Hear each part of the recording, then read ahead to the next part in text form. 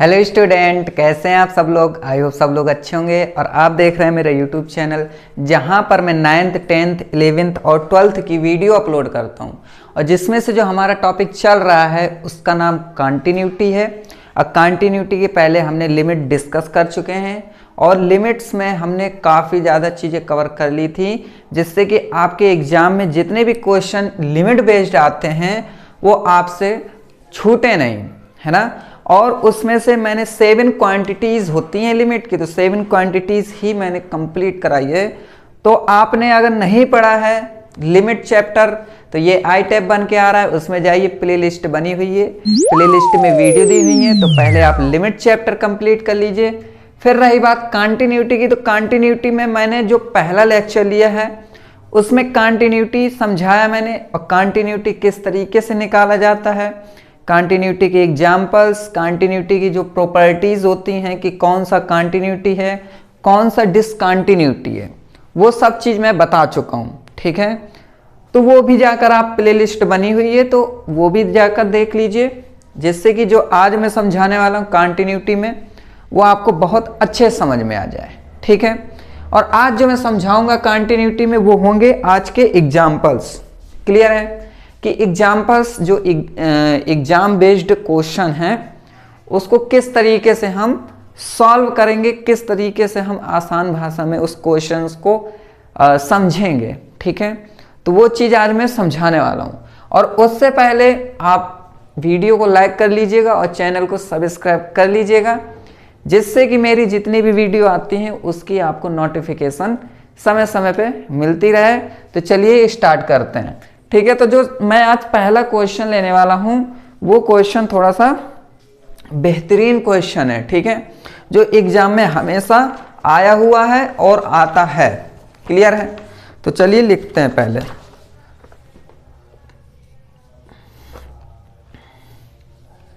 Show that, pen सही नहीं है ये। शो दैट द फंक्शन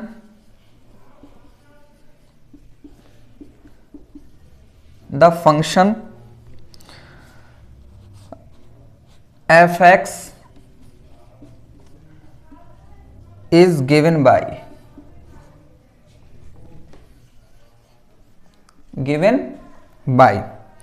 तो देखिए इस तरीके से क्वेश्चन का थोड़ा सा रहता है कि इस तरीके से आपके एग्जाम में आते हैं। जैसे ये क्वेश्चन है, ये क्वेश्चन बहुत बार पूछा गया है ना, कि अगर x इक्वल नहीं है 0 के, ठीक है, तो ये है, और अगर 0 के इक्वल हो गया x, ठीक है, तो क्या होगा, 0 होगा। लेकिन हम यहाँ पर ये चीज़ समझेंगे कि अच्छा मतलब कि x अगर 0 हो गया तो 0 कैसे आएगा। तो यहाँ पर आप देखेंगे कि अगर आप x यहाँ पर 0 रख रहे हैं, मतलब क्या है कि 0 का अगर मल्टीप्लाई कर रहे हैं तो जैसे साइन 90 का जो होता है तो वो 1 होता है ना। मतलब कि यहाँ पर एंगल जो बढ़ता है तो फिर उसकी वैल्यू भी बढ़ती है। क्लियर है। अब जैसे यहाँ पर साइन 90 है, लेकिन भाई साहब साइन का जो फंक्शन होता है वो कैसा होता है, -1 से +1 के बीच में होता है। चाहे आप कुछ भी लिखते रहो उससे कोई फर्क नहीं पड़ता, है ना। तो इसमें समझने का थोड़ा सा तरीका रहेगा, समझेंगे कि ये कंटिन्यूटी किस तरीके से होगा। ठीक है, बाकी आप अगर इसमें वैल्यू रखेंगे, पुट करेंगे, तो फिर आपको देखने में थोड़ा सा ये लगेगा कि अरे यार इसकी वैल्यू तो इनफाइनाइट आ रही है ना, तो कैसे कंटिन्यूटी हो गया, है ना। तो वो सब चीज़ें हैं। तो देखिए सबसे पहले मैंने इसको लगाने का तरीका ये बताया था कि अगर कंटिन्यूटी है तो LHL, RHL और f(x) तीनों क्या होने चाहिए, इक्वल होने चाहिए। मतलब कि जो f(x) होगा वो कंटिन्यूटी होना चाहिए। तो f(x) तभी कंटिन्यूटी होगा जब इसका left hand limit, right hand limit और f(x) जो इसकी वैल्यू है वो सब क्या होना चाहिए, इक्वल हो, तभी कंटिन्यूटी होगा। अगर आपका लेफ्ट हैंड लिमिट और राइट हैंड लिमिट दोनों बस इक्वल हुए लेकिन f(x) के इक्वल नहीं है तो फिर आप कह सकते हैं कि वो डिसकंटिन्यूटी है। क्लियर है। तो अब इसको सॉल्व करने का बेस्ट तरीका ये रहता है कि सबसे पहले हम लेफ्ट हैंड लिमिट निकालेंगे। अब लेफ्ट हैंड लिमिट किस तरीके से निकालते हैं वो मैं लिमिट्स चैप्टर में पढ़ा है ना। राइट हैंड लिमिट कैसे सॉल्व करते हैं वो भी मैं लिमिट में बता चुका हूँ। तो ये सब बेसिक चीज़ें मैं लिमिट में बता चुका हूँ, तो दोबारा फिर वही तरीके का वर्किंग रूल वो सब चीज़ें दोबारा बताने का मतलब ये है कि समय लॉस होना है ना। तो मेरा समय ना लॉस हो, इससे अच्छा है कि आप लिमिट जाके चैप्टर कंप्लीट कर लें ताकि आपको ये सब समझ में आ जाए। ठीक है, तो देखिए यहाँ पर जैसे लेफ्ट हैंड लिमिट, तो मैं कह सकता हूँ कि यहाँ पर हम लिखेंगे फाइंड लेफ्ट हैंड लिमिट। ठीक है, find left hand limit at x is equal to 0 then. अगर मैं लेफ्ट हैंड लिमिट निकाल रहा हूं किस पर, x इज इक्वल टू 0 पर, तो क्या आता है। तो सबसे पहले हम यहां पर क्या लिखेंगे, लिमिट लिखेंगे, x टेंड्स टू 0 माइनस लिखेंगे क्योंकि लेफ्ट हैंड लिमिट में माइनस होता है, फिर यहां पर fx लिख देंगे। क्लियर है।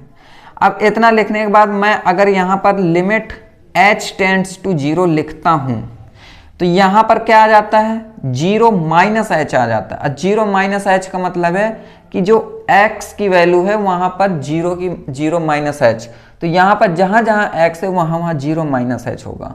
तो यहां पर क्या होगा, 0 माइनस h हो गया।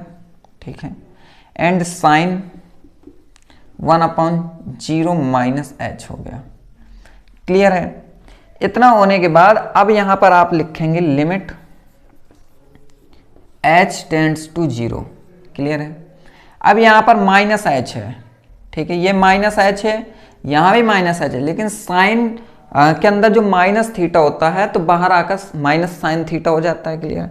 तो माइनस ये और माइनस इससे बाहर आएगा तो वो दोनों क्या कर देंगे, प्लस कर देंगे और यहां पर आ जाएगा साइन 1/h। क्लियर है। इतना करने के बाद अब आप समझेंगे कि अगर मैं यहां पर 0 रखता हूं तो ये तो इन्फिनिटी हो गया, और यहां पर 0 रखता हूं तो 0 हो गया, है ना। लेकिन आपकी यहां पे रेंज क्या है, साइन की रेंज रहती है -1 से +1 तक। इस वजह से -1 और +1 के बीच में जब रेंज ही रहती है तो हम यहां पर सिर्फ और सिर्फ इतना लिखेंगे कि यहां पर लिखेंगे लिमिट। ठीक है, h टेंड्स टू 0 इतना लिखा, फिर यहां पर h लिख दिया। क्लियर है। जो साइन 1/h है यहां पर लिखेंगे n ऑसिलेटिंग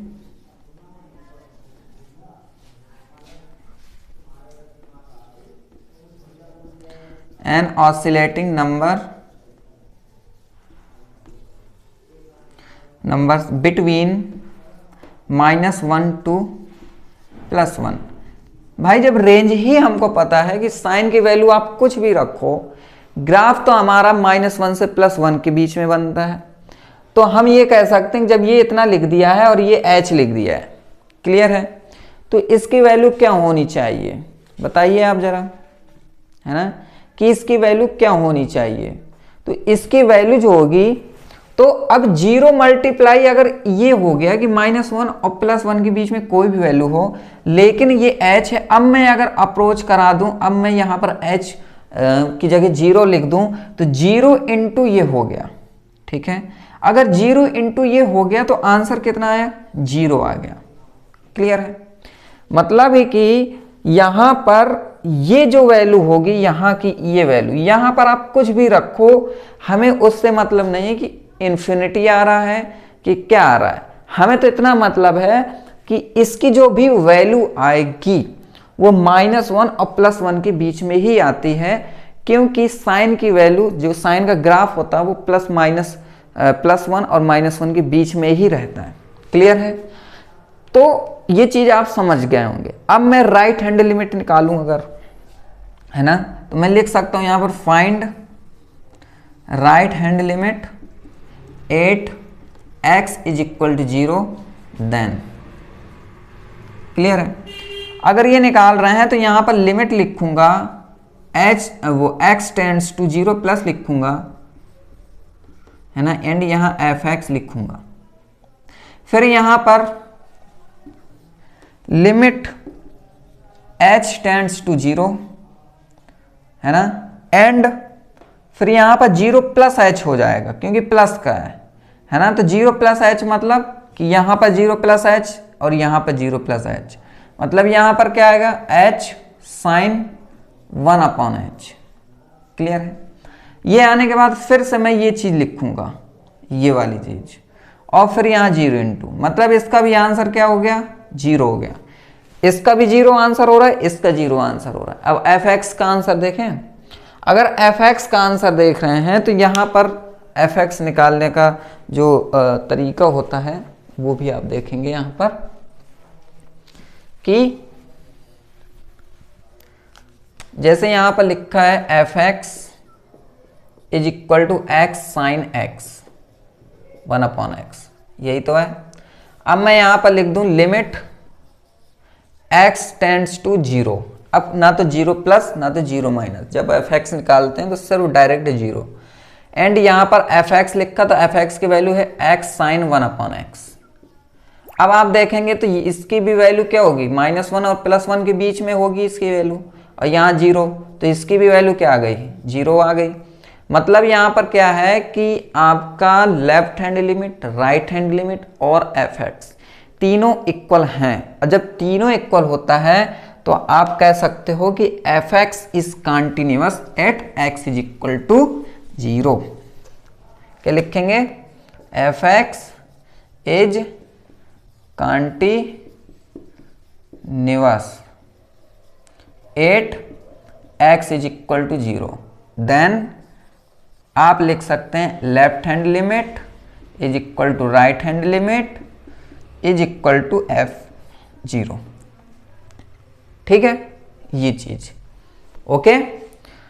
तो ये समझ में आ गया आपको। अब हम क्या करेंगे, अब हम 2 क्वेश्चन और हैं हमारे पास, 2 क्वेश्चन भी थोड़ा सा अलग हैं, लेकिन उसमें भी काफ़ी मज़ा आने वाली है आपको। ठीक है, तो कोई भी चीज़ हो, अगर आपको बोरिंग है, अगर आपको थोड़ा सा आलस लगती है उसको सॉल्व करने में, तो यार थोड़ा सा इंटरेस्ट जगाना पड़ेगा तभी आप कर पाएंगे, वरना फिर अगर इंटरेस्ट ना हो तो करने का कोई फ़ायदा नहीं है, क्योंकि फिर वो टेम्परेरी है और ज़्यादा दिन तक टिकती नहीं है चीज़ जो इंटरेस्टेड नहीं होती। क्लियर है। तो ये याद रखिए कि इंटरेस्ट ना हो तो समय नहीं लॉस करना चाहिए, इंटरेस्ट है तो फिर आपको इस पे पूरा 100% ध्यान देना चाहिए। कंटिन्यूटी है, पढ़ रहे हैं आप तो कंटिन्यूटी 100% पढ़ो। ये नहीं कि अगर काम चलाऊ पढ़ लिया कि भाई कंटिन्यूटी है, थोड़ा बहुत क्वेश्चन देख लेते हैं एग्जाम बेस्ड, है ना, लेकिन एग्जामिनर भी थोड़ा सा चालाक हो जाता है, कभी कभी क्वेश्चन चेंज कर देता है। तो ये तो सिर्फ डेमो है कि आप सीख सकें कि क्वेश्चन किस तरीके से सॉल्व किए जाते हैं। बाकी आप प्रैक्टिस सेट लगाएंगे, अपने बुक्स में जितने भी क्वेश्चन है वो लगाइए। एनसीईआरटी एग्जाम्पलर है वो बुक ले लीजिए, एनसीईआरटी एग्जाम्पलर की बुक लगाएंगे, बहुत अच्छे से रहेगा। और भी राइटर्स हैं उनकी भी बुक लगाइए, ठीक है। लेकिन एग्जाम अब आ गए हैं, फरवरी चल रहा है, तो जितना पढ़ा है उतना ही पढ़िए, जितने क्वेश्चन लगाए हैं उसी को बार बार रिवीजन कीजिए, ताकि आपको रिवीजन रहे और ज़्यादा प्रेशर नहीं लेना है। क्लियर है, क्योंकि प्रेशर जो चीज़ होती है वो आती हुई चीज़ें भी भूल जाते हैं फिर। देखिए ये क्वेश्चन है, फाइंड द वैल्यू ऑफ ए, ठीक है। इफ ये छोटा लेते हैं पहले, डिटरमाइन द वैल्यू ऑफ के, ठीक है। के की वैल्यू निकालनी है, for which the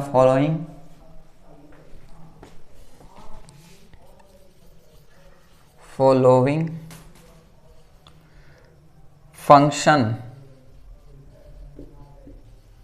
is continuous, ठीक है, देखिए ये सबसे अच्छा काम करता है यार। पता है जब आप क्वेश्चन को समझना सीख जाएंगे तो आंसर में कोई प्रॉब्लम नहीं होगी, क्योंकि हमेशा आप ये याद रखिए कि क्वेश्चन आपका क्वेश्चन नहीं है, वो क्वेश्चन आपका आंसर है। क्लियर है? वो उसमें कुछ ऐसी चीजें दे देता है कि आपका आंसर क्वेश्चन में ही छिपा रहता है, बस थोड़ा सा देखने की जरूरत है। ये समझ लीजिए कि ये जो मैं बात बोल रहा हूँ ये कोई आलतू फालतू बात नहीं है। ठीक है, अगर समझना है, समझदार होंगे तो समझ गए होंगे कि मैं क्या कह रहा हूँ। देखिए मैंने क्या कहा कि क्वेश्चन में ही आंसर छुपा रहता है, बस ध्यान देने की ज़रूरत होती है कि क्या क्वेश्चन कह रहा है। जब तक अगर आप देखिए एग्जाम में क्या होता है कि बच्चा सीधे जैसे ये है मेरे पास, ठीक है, ये मान लीजिए एग्जाम में बैठे आपके पास आ गया पेपर, बच्चा क्या करेगा, 15 मिनट टाइम मिलता है तो वो सोचता है मैं 15 मिनट में देख लूँ। 15 मिनट देखता है, ठीक है, 15 मिनट देखने के बाद फिर वो हड़बड़ा जाता है। क्यों? क्योंकि वो ये सोचता है अरे यार ये क्वेश्चन भी नहीं बन रहा है, वो क्वेश्चन नहीं बन रहा है, आधे घंटे तक ब्लैंक हो गया, आता हुआ क्वेश्चन भी गया। क्लियर है? कन्फ्यूज़न स्टार्ट हो गई। तो आपको करना क्या है, शांत उसमें देखना है कि क्वेश्चन है, इस क्वेश्चन का मतलब क्या है, कह क्या रहा है। ठीक है, जिस प्रकार ये मैंने लिखा, मान लीजिए ये क्वेश्चन आपके एग्जाम में आया तो काफ़ी बच्चे परेशान हो जाएंगे कि यार ये के की वैल्यू क्या है, के की वैल्यू कैसे निकाली जाए, है ना। यहाँ पे तो कोई ऐसा कुछ दिया नहीं है कि के की वैल्यू हम फाइंड करें। तो वो क्या करेगा कि इसको बाद में करने का सोचेगा। चलो अच्छा है, बाद में करने का सोचे, लेकिन क्वेश्चन में थोड़ा समझा देता हूँ कि डिटरमाइन द वैल्यू ऑफ के, मतलब कह रहा है कि के की वैल्यू निकालिए। For which the following function is continuous. अब क्या मतलब हो गया, मतलब ये हो गया कि इसने पहले से ही कह दिया कि ये जो फंक्शन है ये फंक्शन कॉन्टिन्यूअस है। कॉन्टिन्यूअस है मतलब लेफ्ट हैंड लिमिट भी, लेफ्ट हैंड लिमिट का जो आंसर आना है वही राइट हैंड लिमिट का आंसर आना है, और वही एफ एक्स की का भी आंसर आना है। मतलब कि ये जो लिमिट x टेंड्स टू, अगर ये देखिए 3 है तो 3f(x), यही है ना, इसका भी आंसर वही आना है जो right hand limit left hand limit का आंसर आना है। मतलब क्यों? क्योंकि तीनों इक्वल होने चाहिए, और इसने पहले से ही कह दिया है कि ये भाई साहब कॉन्टिन्यूअस है, मतलब इसमें तीनों ही इक्वल होंगे। तो बस यही दिमाग लगाना है कि अगर ये कॉन्टिन्यूअस है तो के की वैल्यू कितनी आसानी से आ सकती है। देखिए मैं बता रहा हूँ के की वैल्यू, अब ये कॉन्टिन्यूअस है, अगर ये कॉन्टिन्यूअस है, ओके, कॉन्टिन्यूअस है तो x टेंड्स टू 3 है, लिमिट f(x), और फिर ये क्लियर है ना। तो फिर यहां पर क्या करना है आपको कि ये इज इक्वल टू के होगा, ये इज इक्वल टू के होगा, है ना, क्योंकि अगर x इज इक्वल टू यहां पर 3 रख रहे हैं आप, तो k की वैल्यू क्या आएगी, यहां पर जो आंसर होगा, है ना। यही चीज है आपके जो मैं बता रहा हूं, है ना। तो फिर इसको सॉल्व करने का बेस्ट तरीका क्या है कि अगर आप यहां पर क्या कर रहे हैं कि 3 रख दिया यहां पर इसकी वैल्यू निकालने के लिए, तो किसी किसी के दिमाग में पता क्या चल रहा है, अरे यार 3 रख देंगे, 3 3 जा 9, 9 माइनस 9 0, 3 माइनस 3 0, वो सॉरी 0/0, तो कैसे होगा। तो भाई थोड़ा सा दिमाग भी तो लगाइए कि ये इज इक्वल टू के की वैल्यू आने वाली है, तो मैं f(x) की जगह रख दूं limit x tends to 3, f(x) की वैल्यू क्या है, x स्क्वायर माइनस 9 का मतलब 3 का स्क्वायर अपॉन x माइनस 3, है ना। अब यहाँ पर मैं कह सकता हूँ ये x प्लस 3 है और x माइनस 3 है, और यहाँ पर x माइनस 3 है, ठीक है, और लिमिट x टेंड्स टू 3। समझ में आया कि नहीं आया?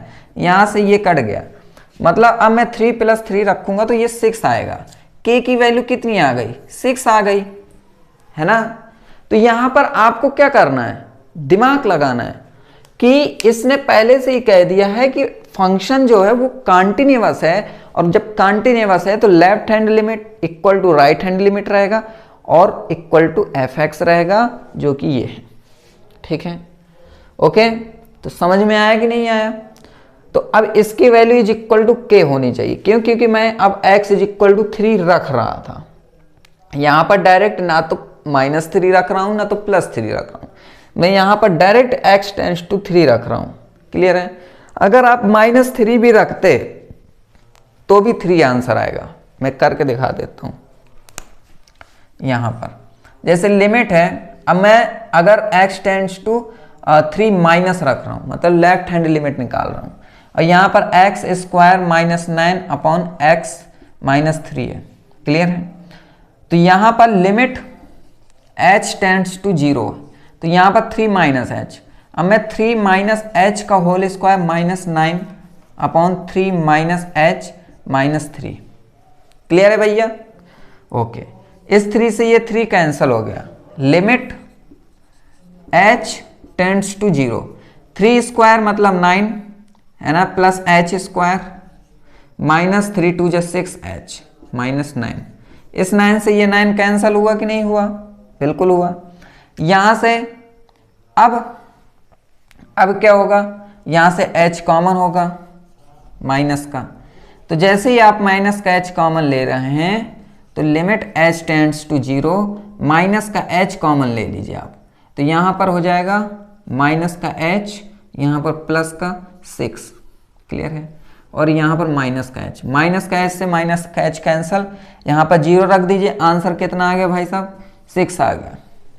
प्रूफ हो गया कि ये कॉन्टिन्यूअस है। क्यों? क्योंकि मैंने आंसर बताया कि इसका भी 6 आया है, इसका भी 6 आया है, तो राइट हैंड लिमिट का भी 6 आएगा। उसका आंसर आप सॉल्व करके देखेंगे, जब आ रहा है तो कमेंट में जरूर लिखेंगे। ठीक है, और बताएंगे कि सर मेरा भी राइट हैंड लिमिट 6 ही आया है। ओके, तो ये हो गया। अब हम नेक्स्ट क्वेश्चन की ओर चलते हैं। देखिए, एक ये पैटर्न हो गया 1 2 वाला, ठीक है, 2 पैटर्न हो गया। एक मैं पैटर्न और लेने वाला हूं, इनइक्वालिटी का लूंगा, उसमें 3 पैटर्न हो गए। क्लियर है? उसमें भी वैल्यू निकालनी पड़ेगी। ओके, तो अब आगे बढ़ते हैं। अब मैं ये सब ना लिखूंगा, अब मैं सीधे जो मेन है क्वेश्चन में वो सब लिखता हूं। सिर्फ आपको समझाने का मेरा मतलब है कि क्वेश्चन आ रहा है तो समझना कैसे है, उसको सॉल्व कैसे करना है, बस ये चीज़ आप समझेंगे तो आपकी बल्ले बल्ले है भाई। ठीक है, ओके। तो देखो, मैथ जैसे आप गेम खेलते हो ना, जैसे गेम खेलते हो आप, बचपन से गेम खेलते आ रहे हो, लूडो हो गया, सांप सीढ़ी हो गया, है ना, और भी बहुत सारे गेम्स हैं। वो जितने भी गेम्स हैं सब क्या हैं? आपके दिमाग एक्सरसाइज की चीज़ें करता है वो। जैसे अगर आपने चेस खेला तो चेस में क्या मैथ नहीं लगती क्या? बिल्कुल लगती है। लूडो है, मैथ लगती है। सांप सीढ़ी है, मैथ लगती है। हर जगह मैथ का यूज होता है। इस वजह से ये जो मैथ है ना, मैं मैथ की बात कर रहा हूँ, तो ये जो लोग कहते हैं कि यार मैथ कहीं यूज नहीं होती, तो भाई साहब मैथ एक जगह यूज होती, वो है आपके दिमाग की एक्सरसाइज के लिए। जिस प्रकार हम योगा करते हैं हाथ पैर को मजबूत रखने के लिए, है ना, कि बीमार ना हो, ऐसे ही मैथ अगर होती है तो मैथ आपके दिमाग की एक्सरसाइज को अच्छा करता है। तार्किक क्षमता, डिसीजन मेकिंग, ये सब चीज़ों के लिए मैथ बहुत इम्पॉर्टेंट है। और मैथ से ही रीजनिंग बनी है। रीजनिंग मैथ का ही पार्ट है, ये समझिए। इस वजह से अब डिसीजन मेकिंग क्या है? यही तो डिसीजन मेकिंग है कि कुछ भी चीज़ है हमारे सामने, कोई भी प्रॉब्लम आ गई, उसको किस तरीके से सॉल्व करना है, वो सब चीज़ें मैथ सिखाती है। क्योंकि ये मैथ क्या करती है कि दिमाग को बहुत अच्छे से चलाना सिखाती है। ठीक है, तो इस वजह से मैथ यूज होती है। ओके, और बाकी भी चीज़ों में होती है ना, बाकी भी चीज़ों में मैथ यूज होती है। ठीक है, जैसे प्रोडक्ट है वो उसको पैक करना है, उसके लिए भी होती है। तो मैथ हर जगह यूज है, यूजलेस नहीं। जो कह देते हैं कि मैथ यूजलेस है तो वो गलत है। 2x माइनस 1 a और x प्लस 1, इस तरीके का क्वेश्चन आएगा। यहाँ पर होगा कि x जब 2 से छोटा होगा, a जब x 2 के बराबर होगा, और यहाँ पर x जब 2 से बड़ा होगा तब। तो यहाँ पर इसको कॉन्टिन्यूअस किस तरीके से, कॉन्टिन्यूअस तो होगा ही, बाकी इसमें a की वैल्यू किस तरीके से निकालनी है वो सब चीज़ देखेंगे, और हम left hand limit right hand limit वो भी हम निकालेंगे। क्लियर है? ठीक है। जब क्योंकि भाई इसमें क्या है कि आपको left hand limit right hand limit निकालना पड़ेगा, क्योंकि इसमें इसने ये नहीं बोला है कि ये कॉन्टिन्यूअस है कि नहीं है। ठीक है, इसमें सिर्फ और सिर्फ कहा है कि इस तरीके से दे दिया है। और मैं क्वेश्चन पढ़ के सुना देता हूं कि लिखा हुआ है कि find the value of a if the function f(x) defined by ये। ठीक है, तो बस सीधे find the value of a and the function f(x) defined by, बस ये इतना कह दिया है। इसमें ये नहीं कहा है कि f(x) इज कॉन्टिन्यूअस कि नहीं है, वो सब चीज नहीं। तो भी परेशान नहीं होना है, यहाँ पर left hand limit right hand limit निकालना है।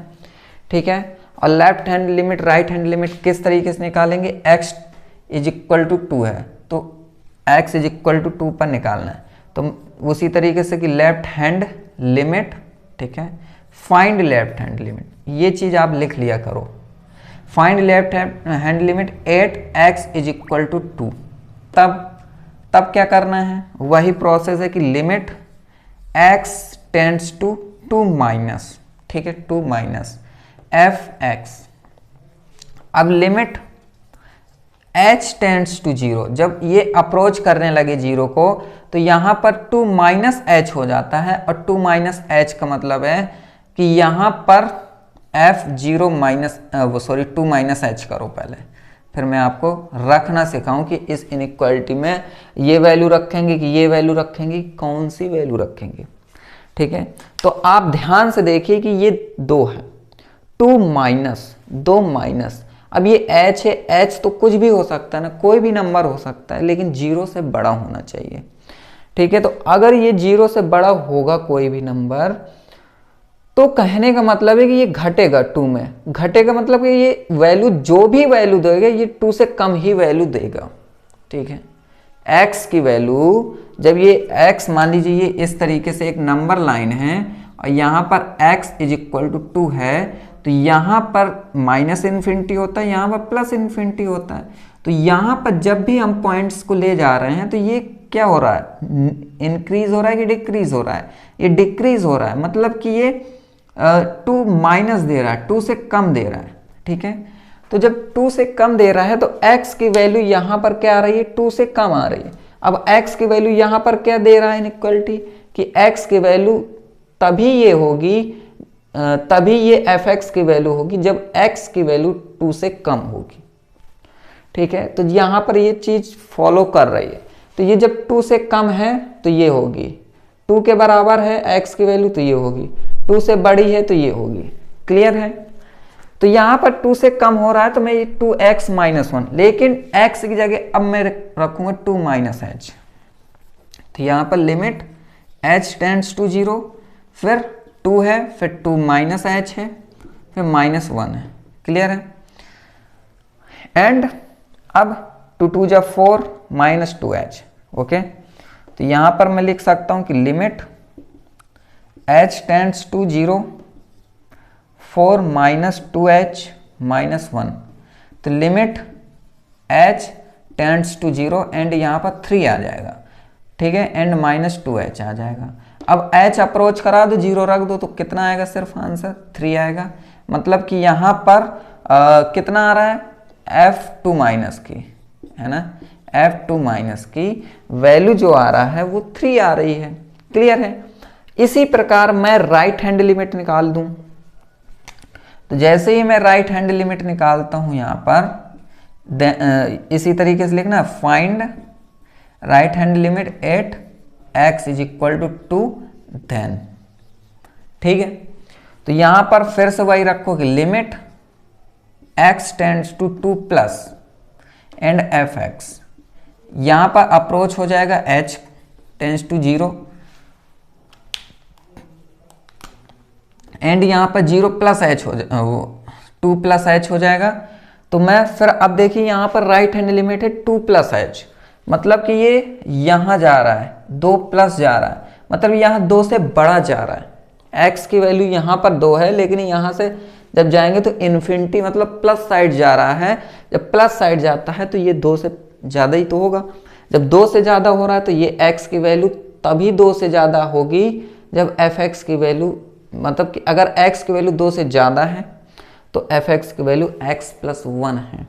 तो मैं कह सकता हूँ कि यहाँ पर मैं लिख सकता हूँ कि x प्लस 1 और x की जगह लिख सकता हूँ 2 प्लस एच, है ना, एंड ये प्लस 1। तो मैं अगर 0 अप्रोच करा दूँ तो सिर्फ और सिर्फ कितना आ जाएगा, यहाँ पर 3 आ जाएगा। तो इसकी भी वैल्यू 3, ठीक है, इसकी भी 3 है, इसकी भी 3 है। Left hand limit right hand limit की दोनों की 3 आ रही है। अब मैं direct x is equal F X is equal to 2 रखूँ तो यहाँ पर अगर मैं लिमिट है x tends to 0 sorry x tends to 2 है, ठीक है, एफ एक्स की वैल्यू है, ओके, और एफ एक्स की वैल्यू है ये। अब मैं अगर यहाँ पर मैं एफ एक्स की वैल्यू क्या रखूँ, यहाँ पर देखिए जब 2 से कम हो तो ये रखेंगे, 2 से बड़ा हो तो ये रखेंगे, लेकिन ये 2 से बराबर है, x टेंड्स टू 2 है, अप्रोच कर रहा है। अप्रोच कर रहा है कहने का मतलब है कि या तो ना तो ये लेफ्ट हैंड लिमिट है ना तो राइट हैंड लिमिट, डायरेक्ट ये x इज इक्वल टू 2 पर निकालो। तो x इज इक्वल टू 2 पर जब निकाल रहा हूँ तो यहाँ पर 2 के इक्वल है x, तभी तो अब जब 2 के इक्वल x होगा तो उसकी वैल्यू क्या होगी, a होगी। तो यहाँ पर लिख सकता हूँ कि इसकी वैल्यू डायरेक्ट क्या होगी, a होगी, ठीक है। तो a जब हो रही है तो यहां पर मैं कह सकता हूं कि लेफ्ट हैंड लिमिट, यहां ध्यान से देखें पहले, कि left hand limit is equal to right hand limit is equal to F X, ठीक है, जो फंक्शन ये है। तो लेफ्ट हैंड लिमिट और राइट हैंड लिमिट की वैल्यू क्या आई है, 3 आई है, आई है कि नहीं आई, इज इक्वल टू इसकी वैल्यू क्या आई है, ए आई है कि नहीं आई। तो मैं यहाँ से कह सकता हूँ कि ए की वैल्यू कितनी आ गई, 3 आ गई। इतना क्लियर हुआ कि नहीं हुआ कि यहाँ पर मैंने ये फंक्शन है, लिमिट है सिर्फ फंक्शन का, उसकी वैल्यू ए है, और मेरी जो यहाँ पर कंटिन्यूटी निकाली जाती है, कंटिन्यूटी में ये is equal to F X, clear है।